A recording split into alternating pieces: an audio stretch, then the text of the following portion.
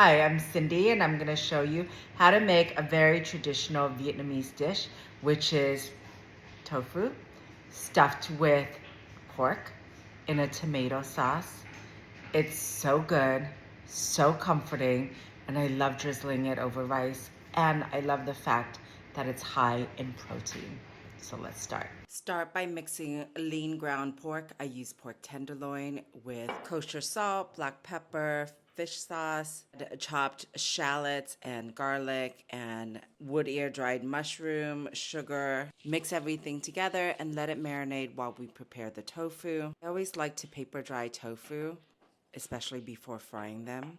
Cut your tofu into triangles like so, and then deep fry them until golden. So I like to set my oil temperature at 350 degrees. So literally the thermometer is my best friend in the kitchen. And when frying, you want to make sure that you do not fill your pot more than halfway with oil, preferably a third way, only because it will spill over and that's just very dangerous. Your tofu cools down, make a small slit, just enough to fill it with the marinated pork. You want to stuff it just enough where it fills up the entire hole, but not too much where you're pressing too hard to the tofu where it will break. Now let's make the sauce, which you want to saute garlic and shallots, and then add the tomatoes along with the seasonings, which consist of tomato paste and fish sauce and kosher salt, along with black pepper and sugar. This will create a rich and tangy base. Now add the stuffed tofu. You're going to want to put it face down with the pork mixture facing down. Make room, and then that way your stuffed tofu is able to be seared.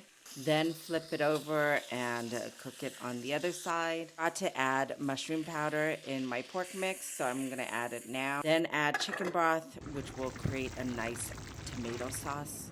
I love eating this with steamed rice, but if you're doing a no-carb diet, then I like to eat it with sliced cucumbers and or steamed cabbage.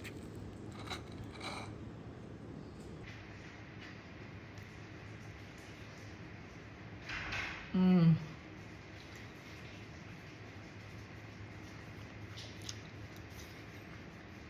Mmm. The tofu is soft inside, the pork is juicy, and the tomato sauce just ties it all in together. So good. I hope you give it a try. Thanks for cooking with me, and see you next time.